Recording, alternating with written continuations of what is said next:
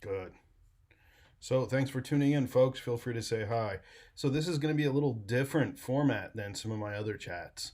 As some of you know, the previous ones have been really freeform, which is, fine by me. This one is going to be a little more focused. I don't want to make it a lecture. Some of you know I do that for a living. So, I still want to make it fun and interactive. But I'm going to just start talking about a little bit of my observations in horror in role playing. I'll be using Call of Cthulhu as a specific example, largely because I just ran a Call of Cthulhu game last weekend, which was probably one of the most successful of my long runs of this particular game. I've been deep into Call of Cthulhu for pretty much since it came out. I hate to admit that because that shows my age, but with that, I've developed a real relationship with the game, with the mythos, despite any complications we have with Lovecraft's ethics or lack thereof in his time. There is, and his the precursor work, such as Chambers, King in Yellow. Someone said Cthulhu. I said Cthulhu, and Cthulhu appears in the chat. Or Cthulhu appears in the chat. And we have if you look at Chambers and if you look at stuff like Who Goes There, which The Thing was based on, both the movies, The Thing, and ironically, the 1950s Thing movie was actually a little more accurate than John Carpenter's. But I don't think we can debate that John Carpenter's Thing was one of the best horror movies, at least of that century, if not of all time.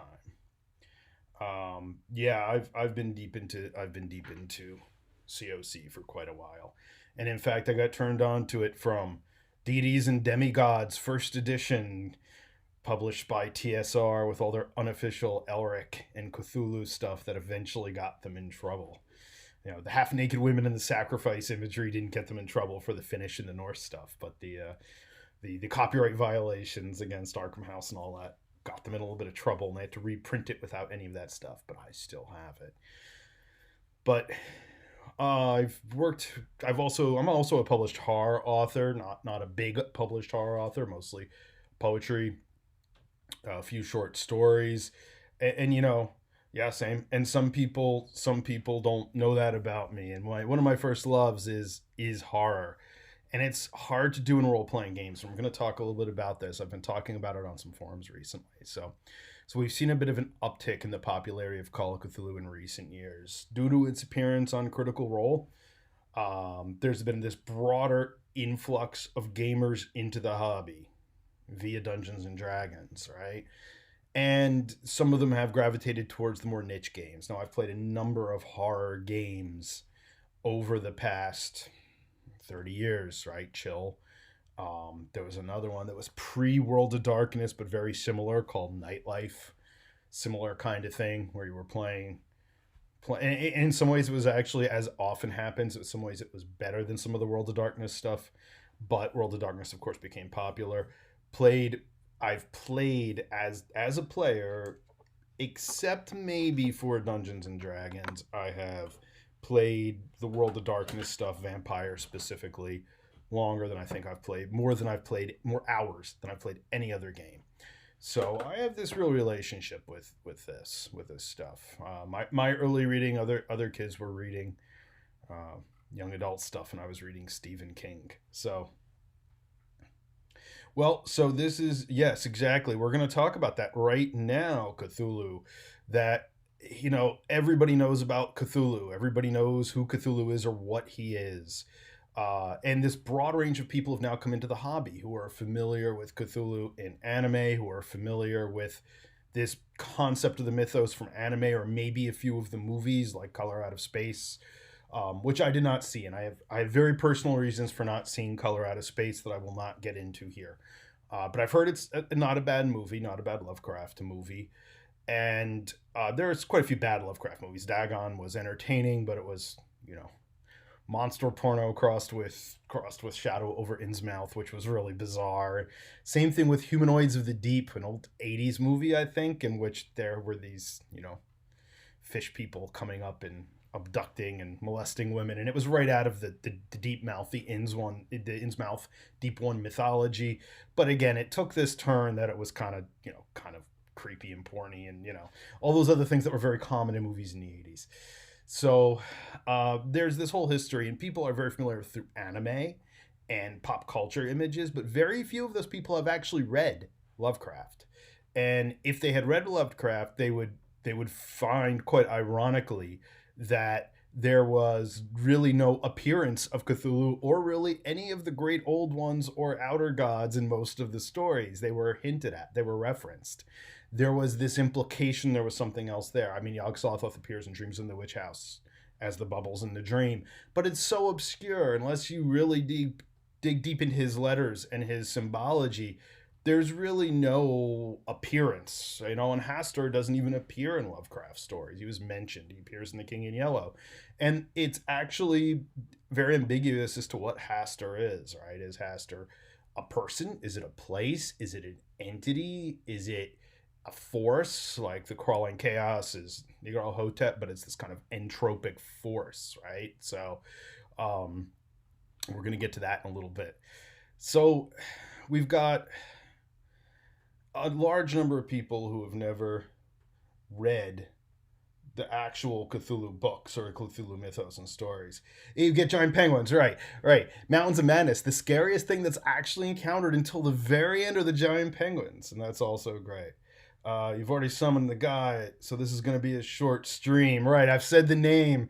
I have said the name, so that means I'm guaranteed to have an appearance by the King in Yellow, and it will be disastrous, and you'll all see it live.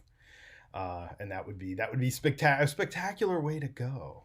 So I've been on a lot of Cthulhu forums, Chaosium forums. I've not joined the official Chaosium Cult of Keepers, mainly because I'm afraid I won't have time to go to conventions and run a lot of Chaosium games for as much as I love them. But I get deep into this. I make a lot of visual aids. I do a lot of the historical and the lore research behind the areas where I set these games. I, for the most part, make up my own scenarios. I have referenced things from existing source material for the RPG, and most of it's very good. Down Darker Trails is what I've been running most recently, thus the look. So I've used the Down Darker Trails book, and I've used some of the Aces High supplements that were not bad. They were a little weak historically, but again, I'm kind of a history nerd, so I'll go deep into the history of a place. My players can attest that the town Pinos Altos, I even actually found a period map of Pinos Altos. Maybe it's actually a few years older, but I retrofitted the map, the actual map of the Gold Rush town to fit this scenario. And I have actual historical people from the town in the game. So, this is not uncommon for this game. And I believe anybody should be able to play any of these games how they want. I'm not a game police. I'm not a gatekeeper. I don't care if any open seats right now. The table is super full. But if you were to, well, I'm actually an art professor, but I have a pretty deep study in history, personal history, my personal interest in history, particularly some of medieval history. Some of I also play medieval music, authentic medieval music on instruments of that nature. I have a deep connection to historians and to music and art historians as well. So I really go deep. And mind you, some of the published material for Call of Cthulhu is actually excellent. But anyway, the question, are there any open seats right now? It is in person. It is in southeastern PA. It is completely full. I have actually more players than I thought I would have, but I would not be object to running games for people. And if you follow me on Facebook, John Harford, you can shoot me a note, or if you go to any of these environments where I exist, you could shoot me a private message, and I would be absolutely playing music how I met you. So I'm just trying to figure out who's who, because again, I'm seeing names here, so I'm not positive as to who is who. I'm seeing names, which is fine. So yeah, if I end up with open seats, or if we want to have a side group, there's a whole other context to this that I'm not going to spend a lot of time on now. but I might have a lot more time in the next year to run games. Let's see. Oh, hey, how's it going? Okay. I see who that is now. Um, a lot more time coming up for running games in the next year. No, I'm not unemployed. I mean, I'm kind of unemployed, but it's with leave. So some of you already know that, and it's based to work on role playing game material. So it's kind of exciting. I might be up for running some additional supplementary material. But yeah. So as I was saying, I'm not a game police. There's Peach. I'm not a game police. I don't care how anyone plays their game. But I've seen a lot of talk on forums and even talking to some people individually at conventions where their games are not horror games. Their games are you meet a deep one. Oh, hey Lewis, how are you? I didn't realize that's who it was. Good to see you again. So you're kind of close. You're almost close enough to come play. You're pretty close to me, relatively. Unlike PJ, who's up in PJ and Fuzzy's up in North Jersey. He's not that far away, but we we see a lot of these games where they become fantasy tropes set in the common era with sticking, Cthulhu monsters in there. And hey, that's great. I am totally down with that. If you want to fight Shantax like you fight, wyverns, wonderful. But to me that's still not a horror game, right? And I've even seen people talk about how do I handle loot drops in Call of Cthulhu, and I'm thinking of giving one of my players a cursed book right off the bat. I mean, I gave him a deadly tome, a cultic ghouls right off the bat, and I was like, oh here you have a special magic item, And at first he was like trying to use this in the game as a resource, and we'll actually talk about that character in a little bit, and that player in a little bit, because things have gone very badly for him, as happens when you use treasure from Call of Cthulhu. But again, I don't care if anybody ever wants to play any of these games. I it's not my job. But what I think, there he is, and there's Justin now. Jay Soundscape, the inheritor of the cursed book. Benny's going to be talked about quite a bit later. So I think this is. I think this. I've also seen that in a lot of these games. The instinct for players is to attack these creatures when they meet them, especially if it seems like an innocuous deep one, that they encounter. Then they realize this thing can pretty much, kill two or three people probably pretty easily before they even are able to respond to it. Unlike if they meet a lizard man in D&D, yeah, exactly. Yeah, practice revolver, right? Exactly. That's the most useful thing. They meet a lizard man in D&D. Oh, there's only one lizard man. We can take it. And this doesn't work out well for them when they try and Call of Cthulhu. They usually make that mistake once, but some people run with it and they play the game like that. That's great. And I think this is a holdover from video game culture. I think this is a holdover from RPG settings in which it's basically a power fantasy. And hey, I love Pathfinder, D&D. I play it. There's nothing wrong with any of this. It's a very different game. And by the way, to those of you who haven't popped in and said hello, nice to see you. So I saw this a lot in the early World of Darkness stuff too, and some of you are also aware. Some of you met me through that as well. That I played World of Darkness from like day one, from more or less the week after the game came out, we were playing it. And I'd go to conventions and people would talk about it being, kind of like blood pools, kind of like my PowerPoint. So like I have to drink this much blood to attack this big guy.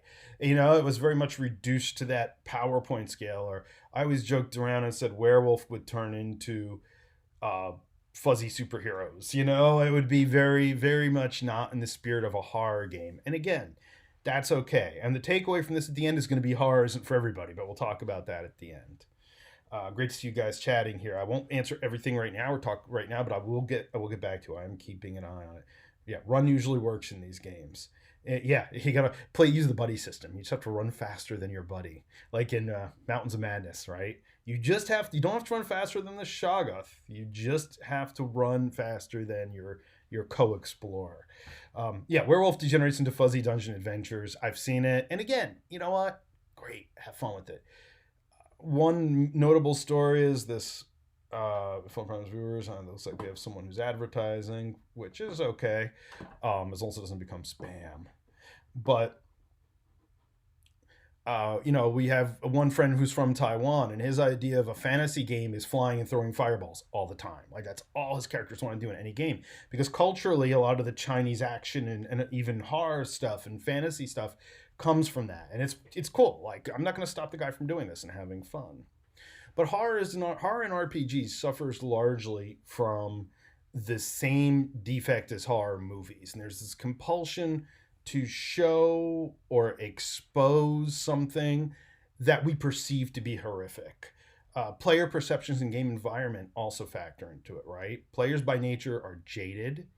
They are used to engaging with gore splattered violent video games and movies. They're used to situations in which physical or magical combat always overcomes the bad guy, the evil foe. And Cthulhu is often just seen as this kaiju figure that tromps through a city versus this alien intelligence whose primary tool is madness and mind control. And everyone knows his name and knows what he looks like, but very few people have understood that the movement of the great old ones and the movement of the elder gods is much more subtle than is even often portrayed in games, movies, or even some of the official game supplements. And there are significant flaws. Tarrasque, yeah. Cthulhu is an archlich, not a Tarrasque. Yeah, that's good. That's a good analogy. I like that. There are significant flaws in the way insanity is presented, even in the game. It works really well. It's an instrumental system, but first of all, it is very dated in our concept of mental health. Okay, so we just accept that this is a generally 1920s and earlier view of insanity. And I have a whole talk on insanity in games planned, so I'm not going to go into that. But when people think of insanity, they even think of things that are very cartoonish sometimes. And that's not horrible. What's horrible is losing control of yourself, losing control of your facilities. And the best horror relies on several principles: lack of control over environment, or perhaps even your own actions, the distortion of the familiar into something dangerous or unknown. And lastly, there's this obfuscation or implication of threat, and then a meaningful reveal. So I'm going to kind of pick through these. And again, I am reading the comments as they come through, and I'm definitely enjoying them. And at the end, I'm just going to kind of do an open chat, and we can just BS, and as we usually do, and have some discussion. Yeah, so PJ's talking about the Vlarp Malkavians.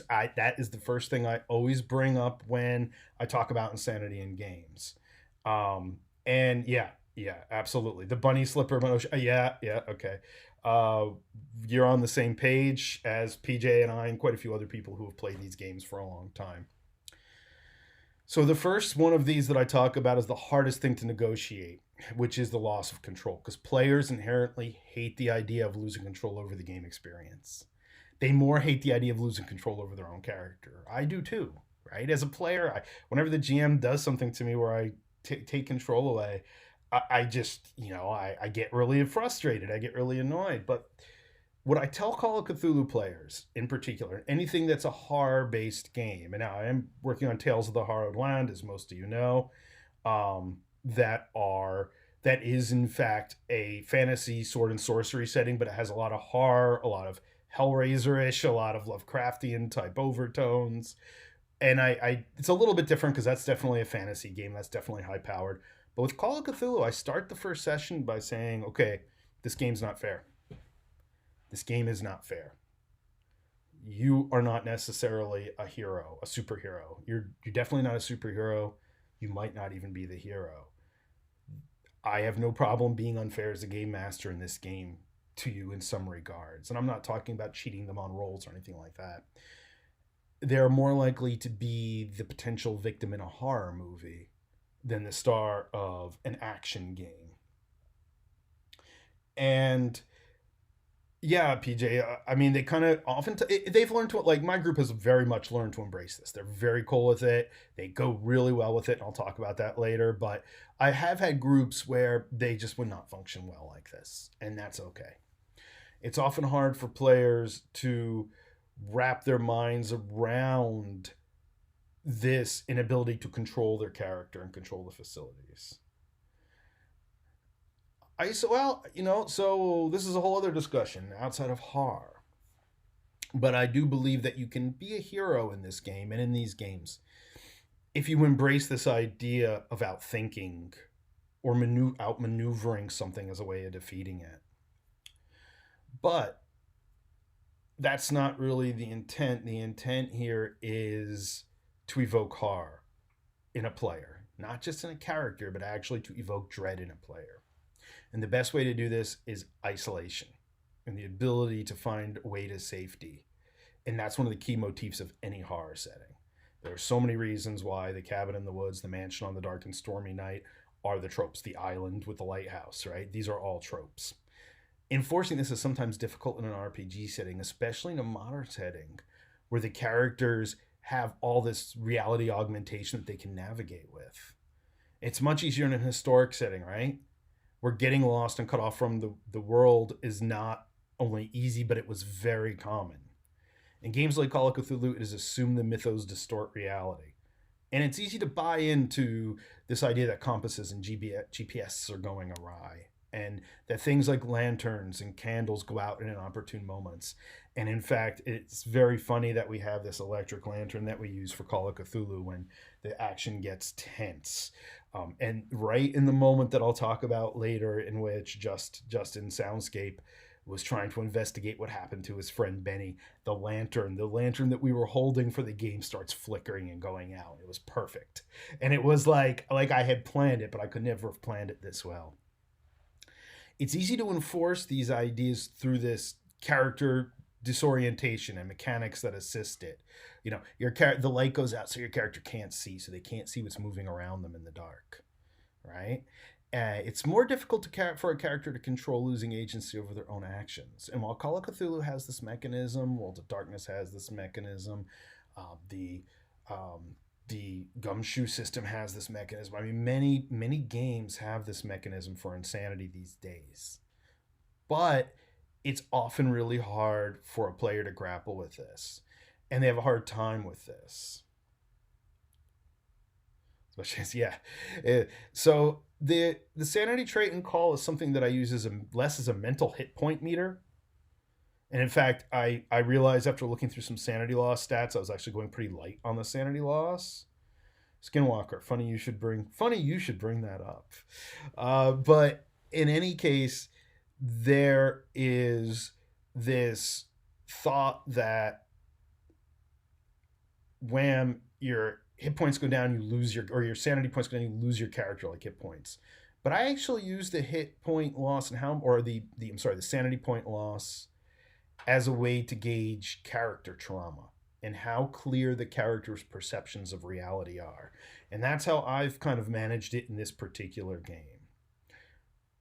When their sanity starts dropping, or right after they've had a mental blow, and they've lost a certain amount of insanity, forget if they actually go temporarily insane. But if they just lose even 2 or 3 points of sanity from one shock, I don't hesitate to lie to them about what their character is perceiving. And that's part of what I mean by it's not fair.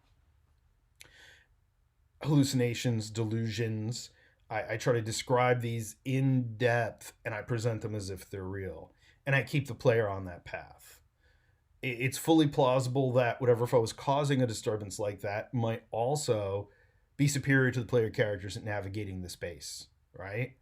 And they don't ever really see or are able to follow this particular foe or this particular entity. Instead, maybe they just hear a sliding and creeping sound that comes and goes when the characters are trying to sleep. No explanation when investigated. It doesn't yield any results, no clarity. And maybe this can happen several times throughout the night. Now, it's very easy for players to become jaded to this and discount it as a false alarm. But of course, that's when at one opportune or inopportune moment they should open the door and maybe the corpse of a known NPC slumps into the room, right? And there's been no evidence that this person was murdered. It just happens. And so there's kind of that surprise, not necessarily a jump scare, but that what they thought was a stable game reality has now broken down. That's a very distinct way to create unease in these particular game environments, even if it's not fear per se. And this all ties in with the obfuscation of threat. Hollywood and TV have shown us that the absolute worst thing to do is to show you the goofy CGI monster at the end. I don't know how many movies, even a few I've watched recently, that were reasonably decent monster movies. Reasonably decent to watch. As soon as they show me the CGI monster, or in the old days, the rubber monster, right?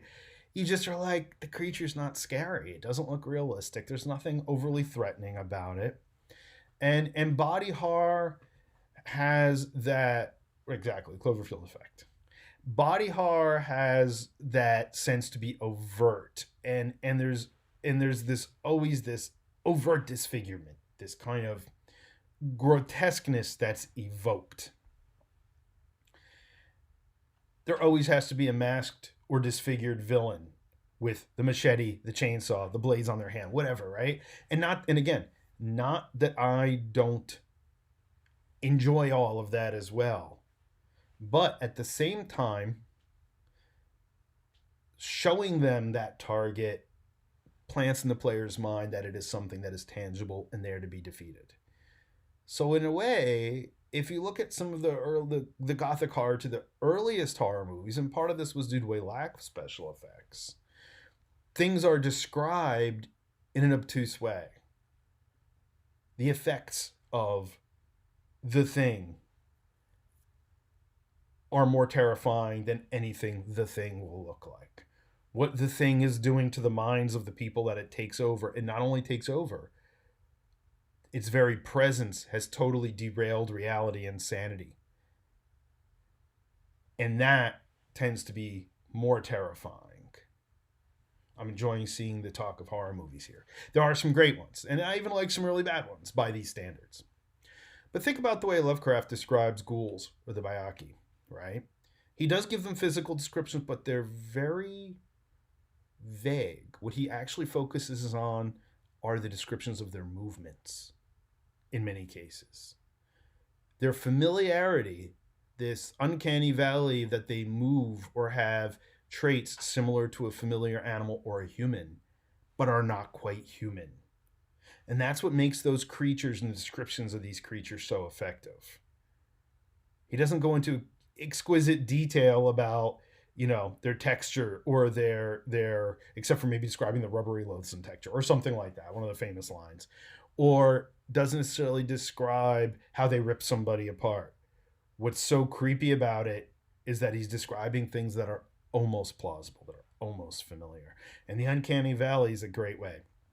By the way, after I go through all these kind of little bullet points that I have here, I'm going to talk about the example from the most recent game where I think I employed a lot of this quite effectively.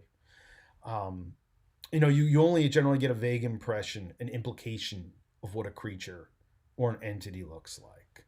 And keeping those things in the shadows, I think, is the way to evoke that kind of fear.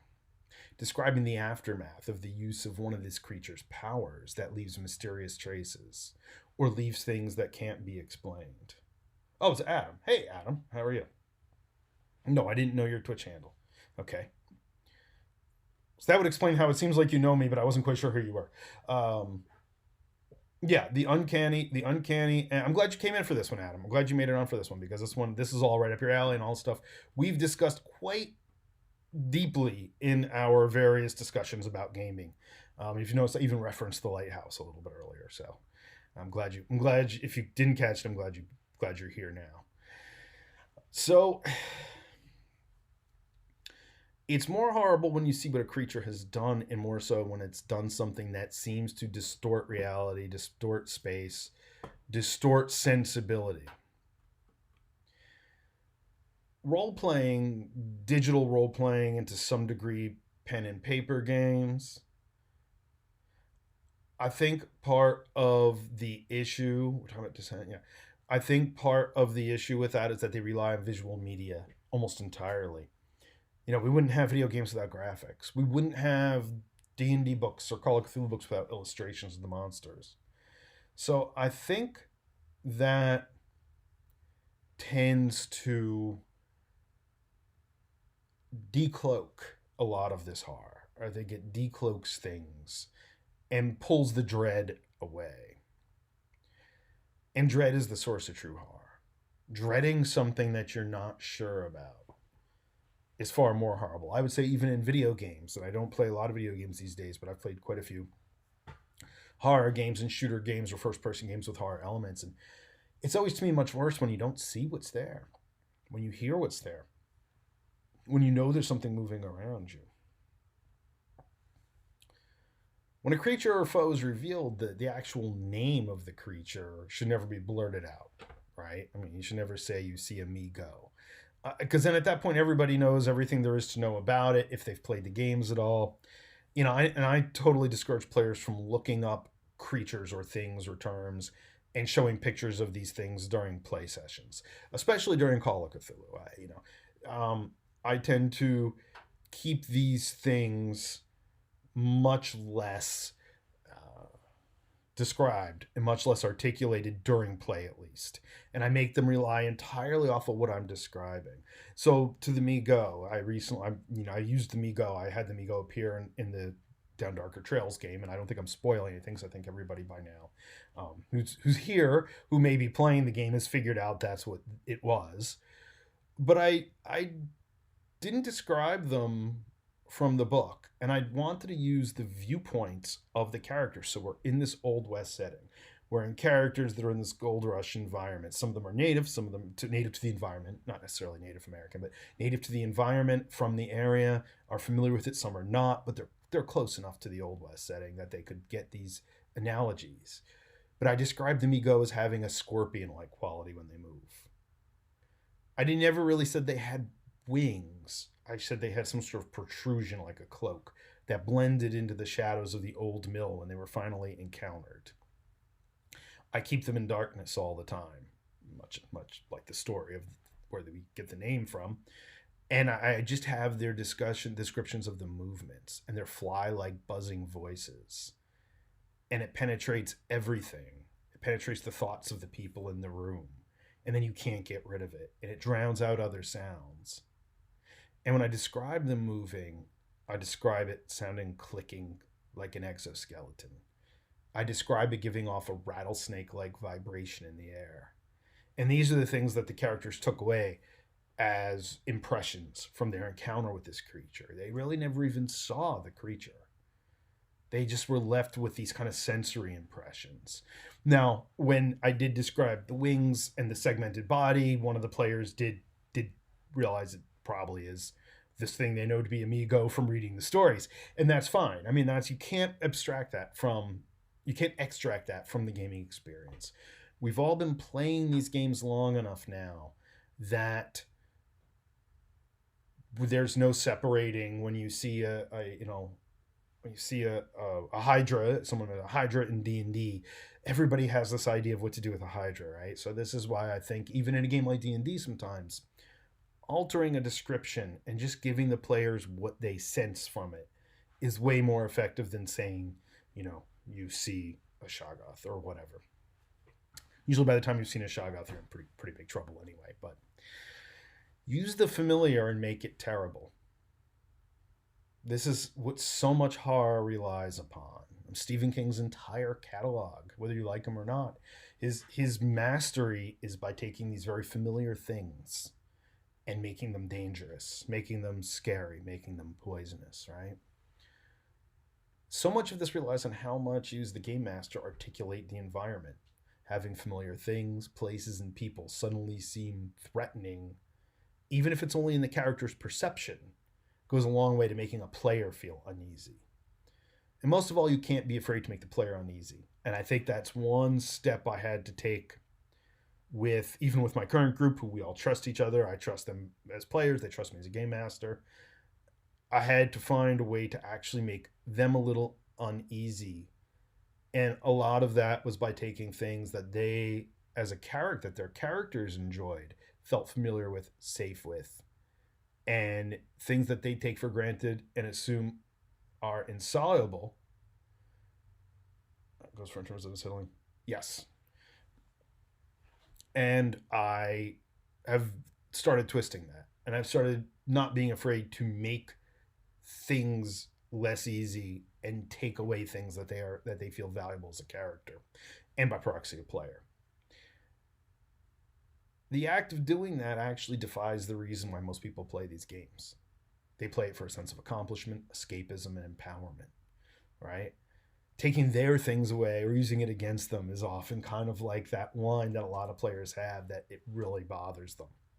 But as I said before, if you want to make a game seem really scary to players, you can't worry about being fair. You can't worry about making them feel uncomfortable. You have to do it. And I definitely don't prescribe to spanning the gap and attempting. So we're going to talk about that right now. What's off limits and what's on limits? Thank you very much, because I know in LARPs that's a big discussion, right? So I do not play on any fear that I know the actual player has, and I don't use any trauma or discomfort that I know a player has against them, unless they bring it into the game environment. I have seen a countless preying upon a player's fear and anxiety in personal matters be a bullying tactic on the part of game masters. I don't use an actual consent form mainly because I trust the group that I play with so intimately, and we all trust and know each other outside of the games and have known each other much longer than that and more deeply than that. I know very well what I should do and what I shouldn't do with players. However, I am looking to expand into running both more games for a broader audience. Then I will definitely have a checklist of things that we do and that we don't do. And there are some things I don't think we need to do.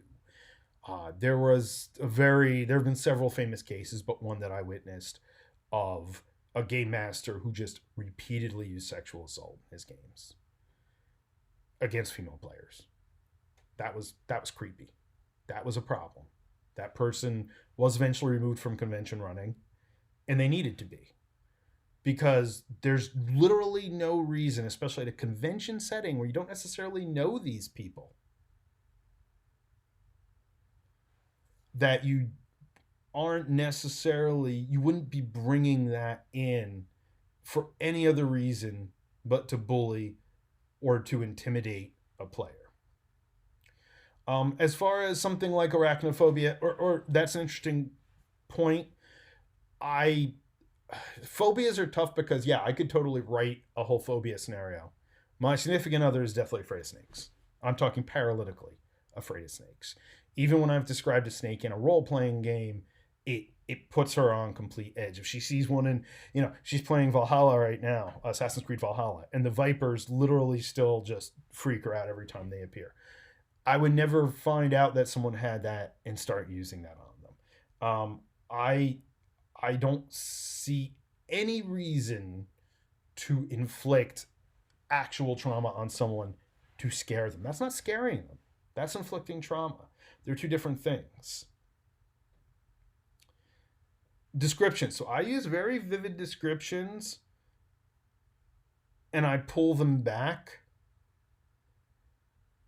and I strip them down to perceptions, like I was saying. And yeah, if I had a player at the table that expressed to me that they were truly uncomfortable, not as a character, but as a player, with certain descriptions, I would absolutely pull that back and I wouldn't employ it. So in a game of horror,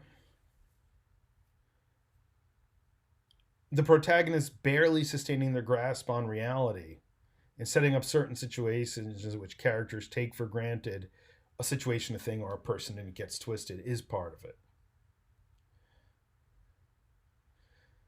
This is also augmented by manipulating the play environment, which is, as those of you who have sat at the table with me, which I think there's probably 2 here now, I do control the environment. I keep the lights down for the most part. There are certain scenes where I keep the lights up. If it's during the day and they're out in the desert, I keep the lights up. But then as soon as it gets into a tense scene, I start turning down the lights. And I'll use either candles or the electric lamp that I mentioned. When we get to that point, I say no phones open at the table. I don't allow. So they can keep it, obviously, they get emergency call or a text, they answer it. But I don't let anyone sit there and surf at the table. I think that this has to be an immersive experience. And then I speak lower and I force the players to listen more closely.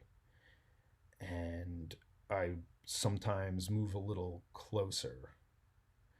And I make them get really close to me when I'm talking. And this tends to be, yeah, the humidifier under the table. Yeah, don't put it past me. And I tend to get this to a point where they have to literally engage me very closely to follow the story. And if there's side chatter, I try to quell the side chatter and I try to get them engaged. And we usually have snack and drink time before any intense scenes, right? Because if you're there munching chips and cracking open a soda or a beer, right in the middle of this scene, it tends to definitely disrupt it. Yeah, smoke machines, right. And again, as I said, don't put that past me. I mean, several of people here now I know from LARPing, and we all know that this is definitely a thing that happens. That this whole building atmosphere is very important. It's really super difficult to immerse people in your game without that atmosphere. But as we've already said, doing this in a horror game can get very dicey because it can get to a point that people are viscerally uncomfortable as a player. And I do try to avoid that. And again, I've sat in games, I've been witness to games where it was, in my opinion, borderline bullying or harassment. So all that's very interesting. I was wondering how much, if that was going to come up, like how far do you take it? So what I'm going to talk about now is the scene that I set up during this last game. It was during the last Call of Cthulhu Down Darker Trails game. One of our heroes, J Soundscape, Justin, who was here, if he's not still here, is in fact playing the town undertaker, Sturgill Kane. He has an assistant named Benny. Now, Benny we made up during the first session. Benny was not predetermined. I just said that he had the funeral parlor in the morgue in town. And he's, oh, do I have an assistant? We're like, yeah. And so we came up with Benny. And Benny is this everyman. I portray him as this everyman, good worker. He just wants to do his job. He'll express his opinions. He will tell people not what they want to hear, but he'll tell them as it is. He's been a rock solid ally through all of this. And he's helped Sturgill greatly in everything from a shootout, because I decided Benny was also doing a lot of hunting when he was younger, so he's a good shot with his shotgun and his rifle, and he was helping take out bad guys. And he literally helps bury the bodies as a job, not even as a sidekick, as a job. So Sturgill Kane, as we said before, was granted this mysterious book with, shall we say, advanced mortuary practices as a prelude to the game. This mysterious figure that kind of roams the landscapes outside of town and occasionally appears and tells people things. And this all started because he said, I'd kind of like to know if there's anything about Native American folklore about like raising the dead or dealing with the dead, which the Apache really don't. But I decided there was somebody out there who would look like an Apache and would be providing some information, as they've all figured out now. Talking about skinwalkers, as they've all figured out now, this being is not a friendly native mystic. He is in fact something malevolent, and it has become more apparent. Several game sessions ago, this figure appears and begins implying that to fully understand this power of this book, Sturgill has to sacrifice something close to him. And then Sturgill walks into this hallucination where this figure ritually kills Benny. And he snaps out of it, and Benny comes by and is acting totally normal, and there's nothing wrong with Benny. And there's no blood, So Sturgill, by the way, Sturgill had just taken an extreme sanity shock, or not an extreme, but a sanity shock a little bit earlier that day. So it was that play of his private space, these things that I've talked about. His private space was invaded. This funeral home, his buddy Benny, it was invaded in this way that he had absolutely no control over, in conjunction with the mechanics that I employed. And Sturgill immediately starts to realize how deep in this he is. Early on, he was consulting the book and thinking, well, maybe there's answers to this town's riddle in this book. And there hasn't been. The book has been this lure to draw him deeper into this world of this being that's walking around out there, which they are starting to realize is, of course, more involved in the main plot. So he's done his best to keep Benny safe since then. He even offered him vacation, and he's keeping his own dark thoughts at bay about Benny. And I was implying that Sturgill was eyeing Benny up and, kind of wondering what he could use him for in terms of gaining power. And again, all the players that I deal with now, they all buy into it, and they're very good at diving into the darker side of the game.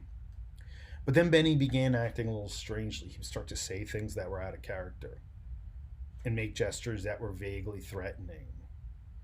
And Sturgill's been unsure if this is madness grasping him.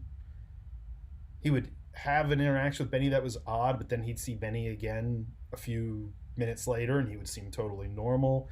So he wasn't sure if Benny was turning to the dark side and may have to be dealt with. But then he's kind of walked himself back off that edge. So again, I've taken this very familiar setting and I've manipulated the character point of view and thus the player point of view. So Sturgill recently returned to his place of work from a mysterious and haunted place called Fire Hill, and where the investigators did find evidence of some sort of strange activity and strange magic. He was unable to find Benny when he went back to the funeral home, and then he was calling out for Benny around the funeral parlor, and he heard Benny reply from downstairs in the morgue, but his voice didn't sound right. It sounded kind of hollow and flat and without Benny's normal vibrance. He's normally portrayed as this kind of jolly fellow. He sounded very emotionless, which is unlike Benny. Then the movement down there sounded clumsy and dragging, like something kind of stumbling or slinking around. And in talking to Benny Moore, his tone and his mannerisms shifted, and he started to almost sound like somebody else. And what he was saying started to become vaguely taunting. And taunting Sturgill with cryptic references and referencing things that he had seen that had been encountered out on Fire Hill that Benny would have no way of knowing. And then I kept the lights down and, I drew everybody in and there was dead silence. And that's when they were getting ready so Sturgill goes and he gets one of the other characters and they're starting to go to investigate this. And that's when the light for the lantern goes out that they were holding in real life. And as I said, it was absolutely perfect. So they had to scramble and get a light going. And the room was completely quiet, and the rest of the group became really drawn into this as I described this interaction with Benny behind this closed door from downstairs. And then he started doing things like addressing Sturgill by his full name instead of boss. He always calls him boss. He started calling him Sturgill. And then that became a greater hint that something was not right here. And they still had not opened up the door to the morgue. And one of the players at the table was saying that she was starting to have heart palpitations. So, of course, that's when I just ratcheted up. So even though Sturgill now has his gunslinging marshal friend with him, there still is this extreme tension as to what's going on. Mainly because Benny had become a fixture. Benny had become this character that everybody knew, everybody liked. Everybody was starting to rely on, especially Sturgill. So there goes back to that discussion of things being unfair. I pulled the rug out from under the character experience, the player experience. And he felt out of control of his own environment. And he felt, I think, probably a little betrayed that the sidekick that we developed over 4 months of play was possibly not a friendly character anymore. So they try to get Benny up to the top of the stairs, and the marshal tries shooting through the door. And they still haven't seen Benny. And of course, once they shoot through the door, whatever is behind the door does not seem too fazed by the gunshots. And at this point, I made sure everything was completely quiet, so they felt completely isolated. Now at this point, people are starting to vocalize and imagine like what's going on with Benny and what has happened to him. And we're gonna leave that there because they haven't opened the door yet. That was the end scene for that group of characters at the end of the night. That Benny went back downstairs and started talking to them more, and in this kind of cryptic fashion, and they haven't been able to really determine what is wrong with Benny. So they can't see the foe, they can't see the threat, and already in their mind they've built up that something really horrible is going on with Benny. Now, what they've built up, is it actually more horrible than what's going on? Probably not. It's pretty horrible. So they might be worse than what they realize as of yet. So we're gonna leave that there. We're gonna leave Benny's story there, and maybe next week I'll do a conclusion as to how Benny's story wrapped up. But that's one scene in which I actually was able to evoke like real fear, real tension, real dread, because everything that had been built up had to do with pulling away kind of fear with you. So this is an interesting point, and this is exactly what I'm going to say next. Horror isn't for everyone, right? If everybody had started cracking jokes, there were a couple jokes. If everyone had started cracking jokes about Benny, the tension would be broken, right? And players do that to take control back. But that's why you have to, as a game master, sometimes exert the environment. Now, we also have a rule that if the characters are not present in the space, they can't offer, help. They can't offer recourse or commentary. Sometimes we're better at that than others, but everybody was totally bought in. Everybody had totally wrapped themselves up. The real takeaway from this is horror is not for everybody. Horror in a game is not for everybody. And there's a reason why many horror games end up being B-movie B-movie kind of cutouts with all the tropes that are more comical than actually scary. And not every group's going to buy in. And I think you have to find the right group to buy in and make sure that horror is what they're interested in. As I said, I'm very lucky. This group has a variety of experiences. We run, he can't make money if he's dead. He's a friend, he's a partner, This group plays like high fantasy D&D, which is silly as you know what. I mean, it's really goofy at times. Other times it's serious. But then they're also interested in becoming involved in these more mystery-focused and more horror games. And I've met quite a few players who are too jaded to let themselves be scared by a game. Now, I personally am very immune to horror, right? I'm having written it, having played horror games, movies really don't scare me. Real life horror scares me. What people do to each other scares me. Things, even supernatural things in movies and books and whatnot, don't tend to scare me. Really good ones will get in my head. And that's all right, because these are not for everybody. Everybody plays games for a different reason, and everybody wants something different. So not every group's going to be able to buy into this sense of horror. But now, I want to know, what's the scariest moment you've evoked as a game master? And not simply having a player losing their character, or the fear of losing their character, fear of losing their special magic sword, right? That's different than horror. That's not dread. As a player, has a GM ever managed to actually get in your head and cause you real dread? I've only had it ever happen once, and again, it was so much about environmental control.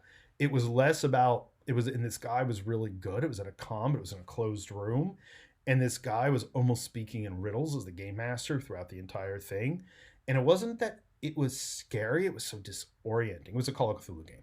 It was so disorienting that I really felt like I was dealing with somebody who wasn't quite tuned into this reality.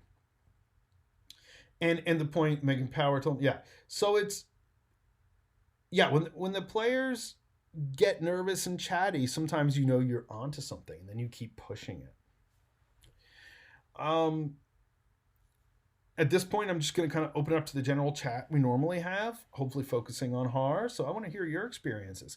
If you're tuning into this stream later, either here or on YouTube, because I'm going to take an edit of this and put it on YouTube, if you happen to have stories, feel free to write me, feel free to tell me and give me a response. But Let's hear what you got to say. I'm going to mute myself for a moment. I have to go stoke the fire that's behind me in the fireplace, and I shall be back. In the meantime, think about your experiences of horror in gaming, or what you would like to evoke, or if you have any thoughts or questions about what I said.